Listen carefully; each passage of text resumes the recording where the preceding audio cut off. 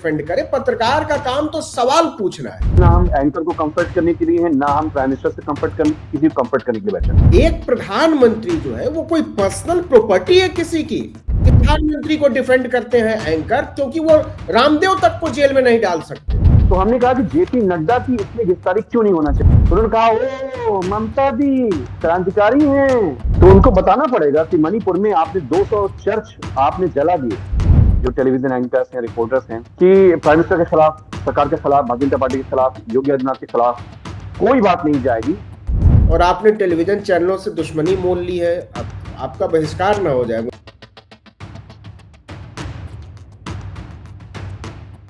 नमस्कार, आदाब, सत श्री अकाल, जय भीम, जोहार। मेरा नाम है नवीन कुमार। अब पत्रकार खुलेआम कह रहे हैं कि हां, हम नरेंद्र मोदी को डिफेंड करेंगे, और क्यों नहीं करेंगे, डंके की चोट पर करेंगे। और नरेंद्र मोदी को डिफेंड करने का सीधा मतलब यह होता है कि आप बहुत सारी चीजों को डिफेंड करेंगे। जैसे मणिपुर पर उनकी खामोशी को डिफेंड करेंगे, आप पहलवानों को लेकर डिफेंड करेंगे सरकार की चुप्पी को, आप डिफेंड करेंगे किसान आंदोलन के खिलाफ सरकार के रुख को। आपको बहुत सारी चीजों को डिफेंड करना पड़ेगा। और खुलेआम देश के टीवी चैनलों के पत्रकार खुलेआम कह रहे हैं कि हाँ, हम डिफेंड करेंगे, इसमें क्या दिक्कत है, और इसमें किसी को कोई दिक्कत नहीं होनी चाहिए। एक ट्वीट आपको पढ़कर सुनाता हूं, और उससे आपकी समझ में ज्यादा आ जाएगा कि भारत की जो टीवी पत्रकारिता है वो किस रसातल में चली गई है। ये ट्वीट ये है कि मार्केट में फैक्ट चेकर के नाम से अपनी दुकान चला रहा एजेंडा सेटर गजब बिलबिला रहा है।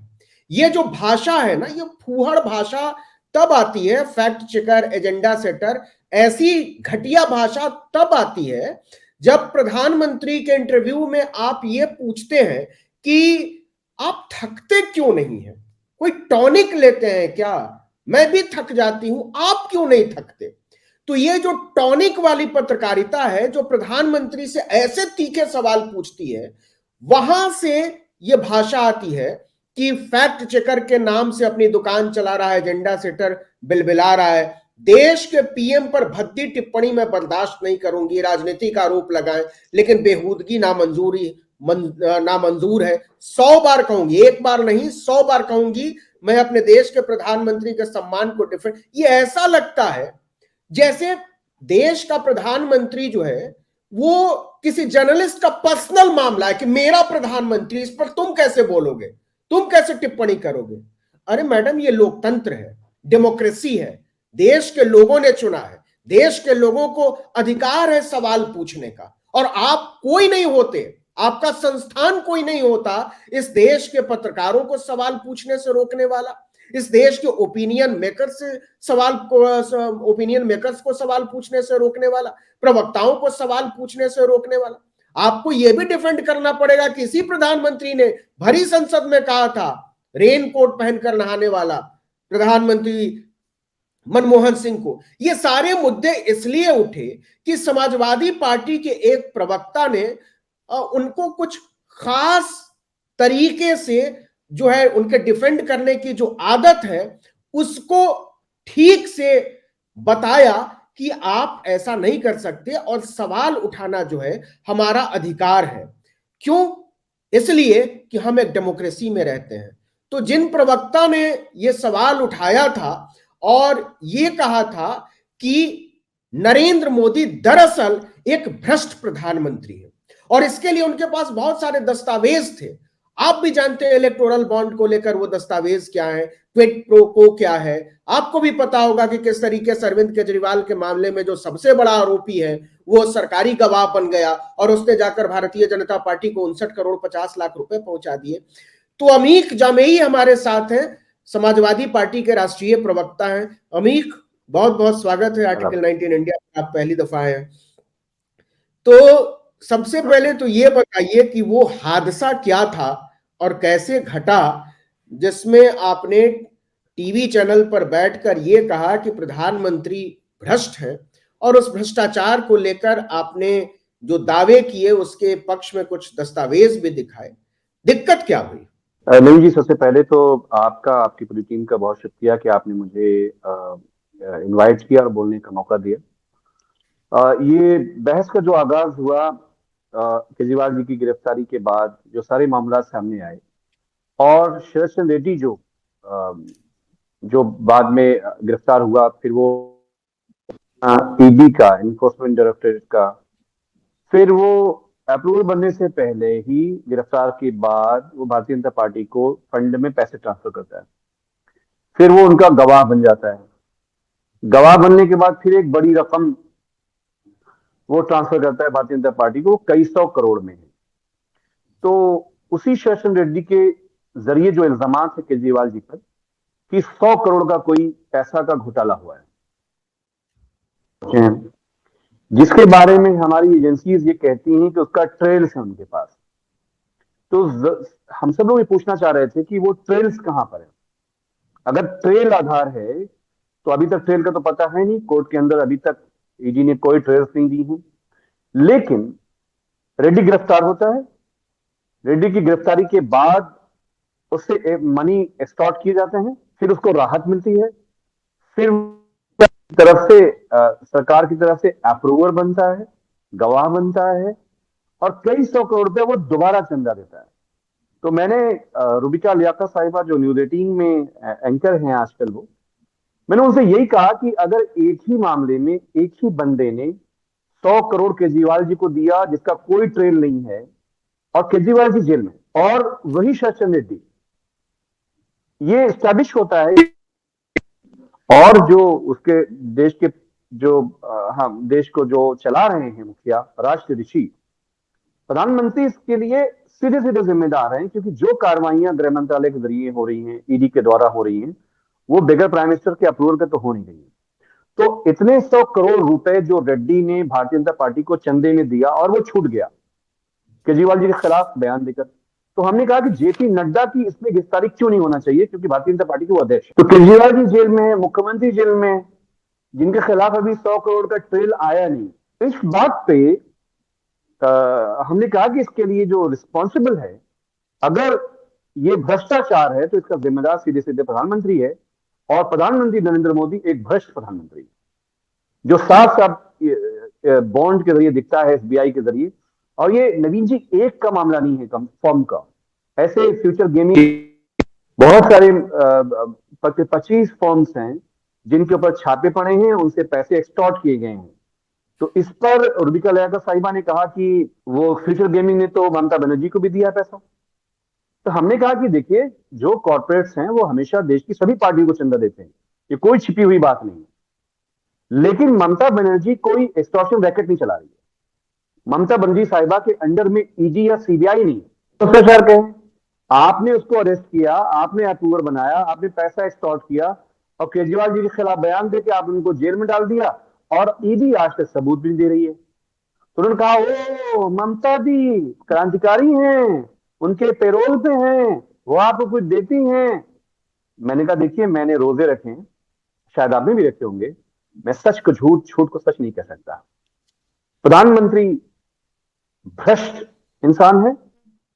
एक रेट में अगर इतना 6,000 करोड़ का एक्सटॉर्शन मनी गया है भारतीय जनता पार्टी को, तो प्रधानमंत्री इसके लिए जिम्मेदार क्यों नहीं हो सकते। अच्छा अमीक, ये बड़ा मतलब ये कोई नई बात नहीं है कि पॉलिटिकल पार्टीज जो हैं वो प्रधानमंत्री पर आरोप लगाएं या सरकार पर आरोप लगाएं, और कुछ निश्चित तौर पर उसके पीछे कुछ चर्चाएं होती हैं, कुछ सबूत होते हैं, कुछ कागजात होते हैं। पिछली सरकार ने तो ऐसे ऐसे आरोप लगाए जो सुप्रीम कोर्ट में साबित हो गया कि वो कोई घोटाला ही नहीं था, वो चाहे 2G घोटाला हो, चाहे कोल घोटाला हो, बहुत सारे घोटाले। कोर्ट ने कहा कि हम तो बैठे रहे कि आप कुछ सबूत ले आएंगे, और आप लेकर आए ही नहीं। उस पर इतना बड़ा तमाशा खड़ा हो गया, जिसको कपिल सिब्बल ने जीरो लॉस थ्योरी कहा था, और जिसका हम ही लोगों ने उन्हीं टेलीविजन चैनलों में मजाक उड़ाया था। तो ये कोई बात नहीं, लेकिन पत्रकार का काम नहीं होता है कि किसी सरकार को डिफेंड करे, किसी लीडर को डिफेंड करे, किसी ग्रुप को डिफेंड करे। पत्रकार का काम तो सवाल पूछना है। यहां हम ये देख रहे हैं कि सवाल पूछने वाला ये कह रहा है कि हम आपको सवाल नहीं पूछने देंगे, और अगर आप सवाल पूछेंगे तो हम अपने लीडर को डिफेंड करेंगे। क्या एक प्रधानमंत्री जो है वो कोई पर्सनल प्रॉपर्टी है किसी की, किसी जर्नलिस्ट की, किसी चैनल की?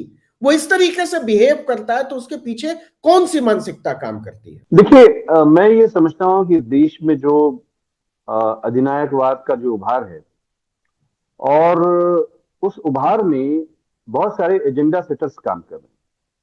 हो सकता है कि उनकी चैनलों में भी नौकरियां हों और उनकी एक अलग से भी नौकरी हो, क्योंकि बतौर समाजवादी पार्टी के प्रवक्ता माननीय अखिलेश यादव जी ने हमें चैनल पे इसलिए नहीं बिठाया है कि हम बीजेपी आरएसएस को कंफर्ट करेंगे, इस्टेब्लिशमेंट को हम कंफर्ट करेंगे। पूछा रूबिका जी से कि ये बताइए कि मणिपुर में जो नरसंहार इसमें हुआ, आप मैसेकर इसमें हुआ। आप एंकर भी जोड़ लीजिए कि हमारा ये काम नहीं है कि हम एंकर को एक कंफर्टेबल एस्केप दे। हाँ हाँ हाँ, मतलब हमारा अब वो दोनों बातें मर्ज कर गई हैं, तो मैं थोड़ा उसको अलग नहीं कर रहा हूँ। लेकिन हम ये देखते हैं कि सबसे पहले तो ऐसा हमें लगता है, आप शायद ज्यादा मुझे सही बता पाएंगे, कि जैसे रोजाना कोई प्राइम मिनिस्टर ऑफिस से एक एजेंट होगी और वो कई चैनल पे एक ही तरह की लाइन चलती है। तो जिस दिन कोई बहुत आवश्यक विषय होगा जिसपे बात होनी चाहिए, जिसपे चर्चा होनी चाहिए, उसे ना करके वो कोई ऐसा अनावश्यक चर्चा होगी जिसकी कोई जरूरत नहीं थी। तो हम जब वहां बैठते हैं तो हम, जाहिर सी बात है, ना हम एंकर को कंफर्ट करने के लिए हैं, ना हम प्राइम मिनिस्टर से कंफर्ट करने, किसी को कंफर्ट करने के लिए बैठे हुए हैं। और प्राइम मिनिस्टर कोई हिज होलीनेस दलाई लामा नहीं है। वो 125 करोड़ प्रधानमंत्री खुद को कहते हैं। तो उनको बताना पड़ेगा कि मणिपुर में आपने 200 चर्च आपने जला दिए, राख कर दिए। आपने जो ट्राइबल कम्युनिटीज हैं, आपने कितने 100 लोगों का जो है वहां पे नरसंहार हुआ। कौन जिम्मेदार है इसके लिए? अगर यूपीए 1 यूपीए 2 पूरा देश 70 साल के लिए बर्बादी की वजह, अगर आप ये कहते हैं कि कांग्रेस है, सोशलिस्ट पार्टियां हैं, तो आपके ऊपर जिम्मेदारी क्यों नहीं आयद की जाएगी? आपने एंकर कुछ तो पूछा? ये कहेगा कि हम डिफेंड करेंगे, आप प्रधानमंत्री की तौहीन कर रहे हैं। तो उनको लगा कि वो कोई जैसे धर्म के खिलाफ आप कहीं बोलते हैं किसी मजहबी मुल्क में तो वाजिबुल कत्ल हो जाते हैं।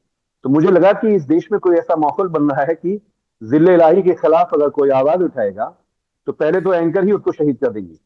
सरकार की तो बारी तो बाद में आती है कि हमारा आपका आंकड़ा निकाला जाएगा, हमारा आपका बैकग्राउंड निकाला जाएगा, हमारी आपकी जो फैक्ट्रियां नहीं है वो ढूंढी जाएंगी।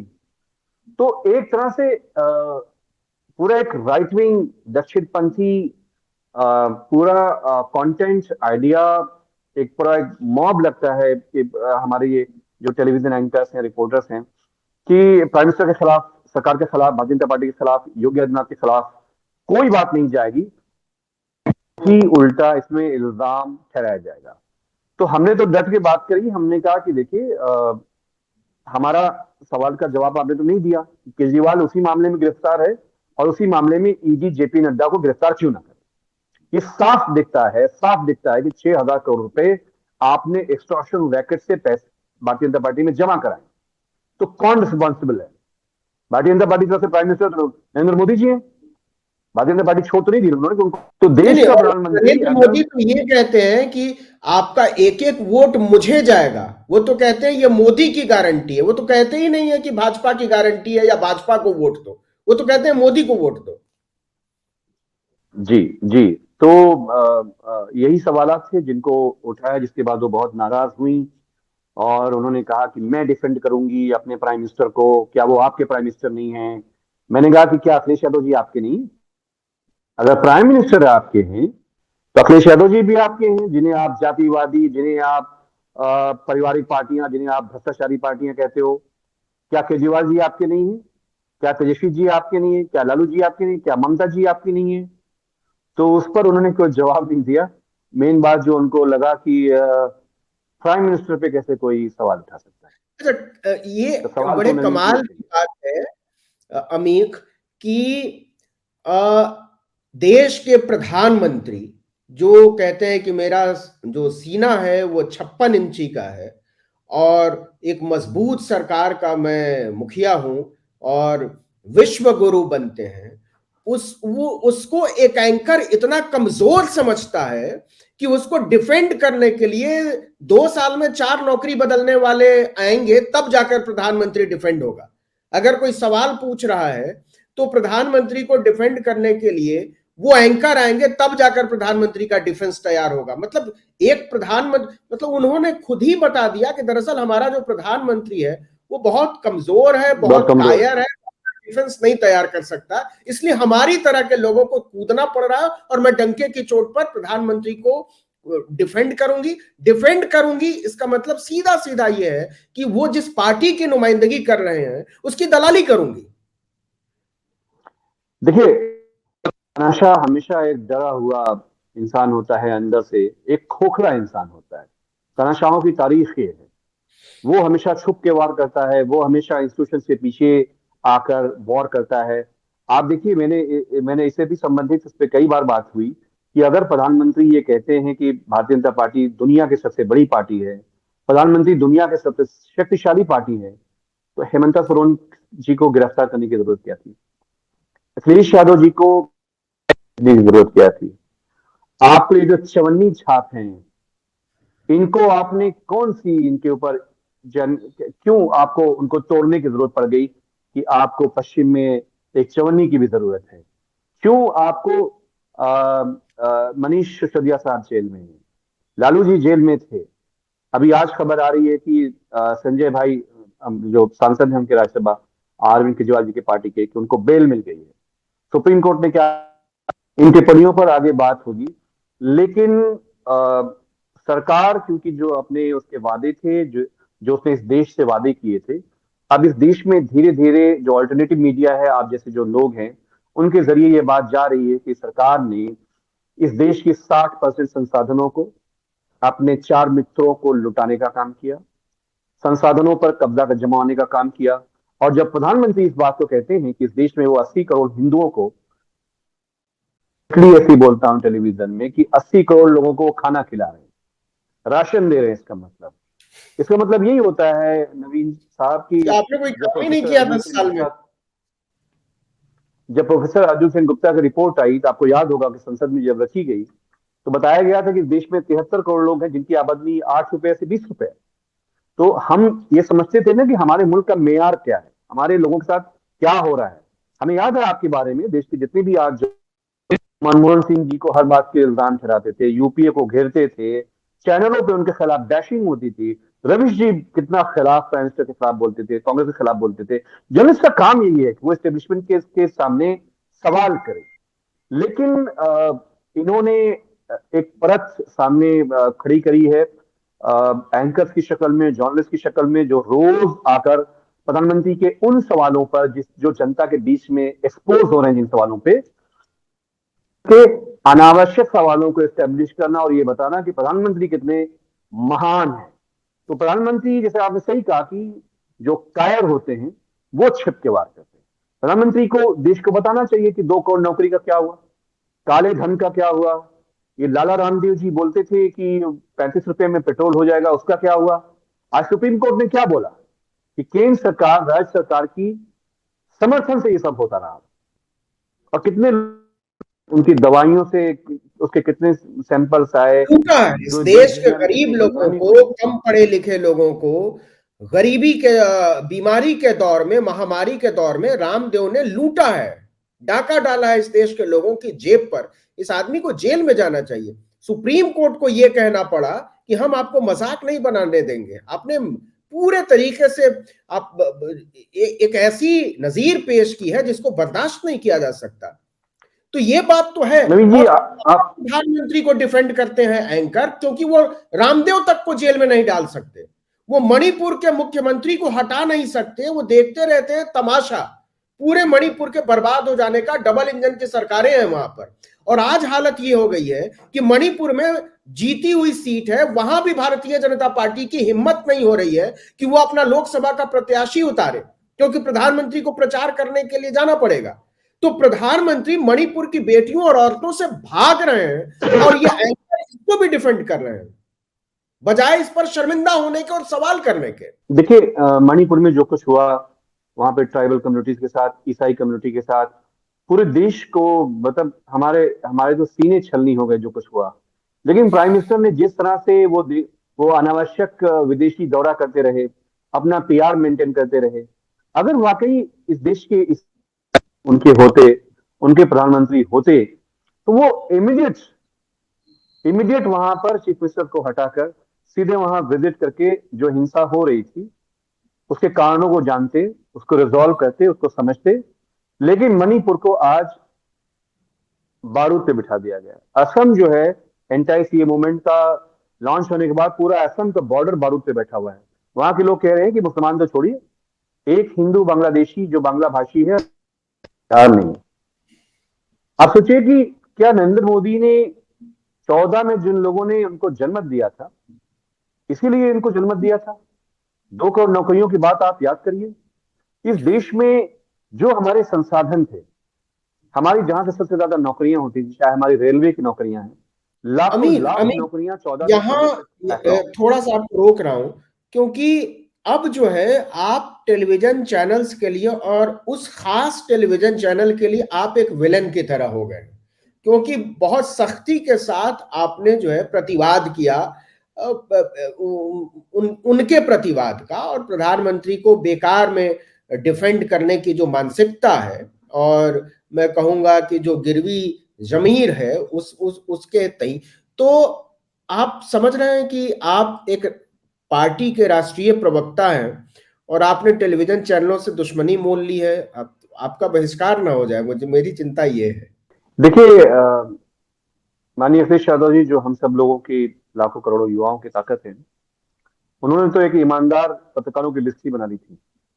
आपको पता है, कोई एक ईमानदार पत्रकार जिनके साथ उनका इंटरव्यू हुआ था, तो वो हमेशा हम लोगों को ऐसी ट्रेनिंग देते हैं कि जेंडर बायस कोई बात ना हो, बहुत ही पार्लियामेंट्री शब्दों का इस्तेमाल होना चाहिए। कहना है कि कभी डरो नहीं, गरीबों के सवाल पे, कमजोरों के सवाल पर, देश के सवाल पर। आपको याद हो कि जेपी मूवमेंट में नेताजी का जब इमरजेंस हुआ, तो नेताजी ने और आजम खान साहब ने जेलें काट के समाजवादी पार्टी बनाई। तो जो विरासत नेताजी की है और जो अखिलेश यादव जी में से हम लोगों को मिलती है, हम लोगों को जो ताकत मिलती है, वो हमेशा अधिनायकवाद के खिलाफ है, सामुदायिक शक्तियों के खिलाफ, एक ट्रू जहां पर भाईचारा हो, मोहब्बत हो, ऐसा मुल्क चाहते हैं। तो हमें इस बात की कोई परवाह नहीं है कि हमारा बायकॉट कौन करे। हम समाजवादी लोग जनता के बीच में हैं। बायकॉट भी होगा तो जनता के बीच में जाएंगे और इनको जन विरोधी जो सवाल, जन विरोधी जो ये हुकूमत है, उसको एक्सपोज करने का, उसको उत्तर प्रदेश में 80 सीटों पर चैलेंज करने का। और देख लीजिएगा नवीन जी, सबसे ज्यादा देश में जो सीटें कम होगी भारतीय जनता पार्टी की, वो उत्तर प्रदेश से होंगी। ये कुछ ज्यादा हो गया अमीर। नहीं, मैं आपसे मजाक नहीं कह रहा हूं। आप उत्तर प्रदेश की हालत नहीं समझ रहे। उत्तर प्रदेश में भारतीय जनता पार्टी को कैंडिडेट नहीं मिल रहा है। प्राइम मिनिस्टर की रैलियों में डीएम, कप्तान, सरकारी अमला, प्रधान कोटा कैंसिल कर देंगे, प्रधानों की जांच बैठवाई हुई है, रैलियों में लोग नहीं जा रहे। और जाट समाज में तो और भी गुस्सा है। उनके एमएसपी का सवाल, किसानों की हत्याओं, लोगों की हत्याएं हुई, तो उत्तर भारत प्रदेश रत्न उभर दिया है रहा है। चौधरी साहब और को जो भाजपा ने, इसका फायदा तो मिलेगा ना। जयंत चौधरी गुण गा रहे हैं नरेंद्र मोदी के, तो किस दिन ये सब काम आएगा? देखिए, भारत रत्न तो हम लोगों ने भी हमेशा, समाजवादी लोगों ने चौधरी चरण सिंह साहब के लिए, माननीय काशीराम जी के लिए, नेताजी के लिए मांग करी हमेशा से। लेकिन ये बहुत अच्छी बात है कि उन्होंने चौधरी चरण सिंह साहब को लेकिन जो जाट कम्युनिटी है, जो वहां का समाज है, वो जानता है कि नरेंद्र मोदी इस देश के ना किसानों का है, ना युवाओं का है, ना एससी का है, ना ओबीसी का है। वो इस देश के पूंजीपतियों का, सबसे पूंजीपतियों को प्रोटेक्ट करने का सबसे बड़ा फेस है, और इतिहास का सबसे फेल्ड प्राइम मिनिस्टर है, जिसने इस देश को नीचा करने का काम, गरीबी अमीरी की उसको बढ़ाने का काम किया। आज बताइए, हमारे ऊपर यूनाइटेड नेशन सुमोटो ले रहा है, जर्मनी सुमोटो ले रहा है, अमेरिका सुमोटो ले रहा है। ये भारत का डंका है, ये भारत की बेइज्जती है। भारत का नाम कभी दुनिया में ऐसे नहीं जाता था।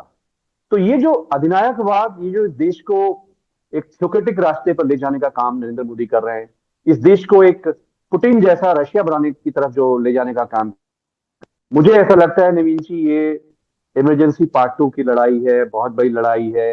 और बहुत लंबी लंबी जेलें इस देश के लाखों लाख लोगों को काटने के लिए तैयार रहना पड़ेगा, तब हम नए सिरे से शहीद आजम भगत सिंह, अशफाक और बिस्मिल के जो सपनों का समाजवादी भारत था, उसके बारे में हम लोग कुछ सोच पाएंगे। हम लोग उम्मीद करें कि इस देश में जो लोकतंत्र है, जो बड़ी मुश्किल से बहुत लंबी लड़ाइयों के बाद हमने हासिल किया है, वो लोकतंत्र कमजोर नहीं पड़ेगा, बल्कि उसकी जड़ें और गहरी होंगी। बहुत सारे लोग उसको बचाने के लिए आगे आएंगे। हम उम्मीद करें कि इंसानियत बची रहेगी, हम उम्मीद करें कि स्वतंत्र प्रेस बचा रहेगा, और हम उम्मीद करें कि इन सब से ज्यादा इस देश में सबके सुरक्षित रहने की गुंजाइश बची रहे। बहुत बहुत शुक्रिया अमीक, आर्टिकल 19 इंडिया की तरफ से आपका आदाब। इस चर्चा में हिस्सा लेने के लिए।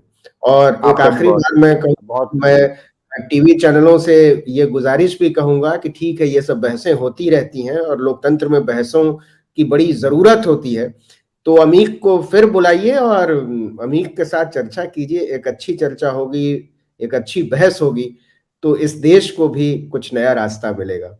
बहुत बहुत शुक्रिया अमीक।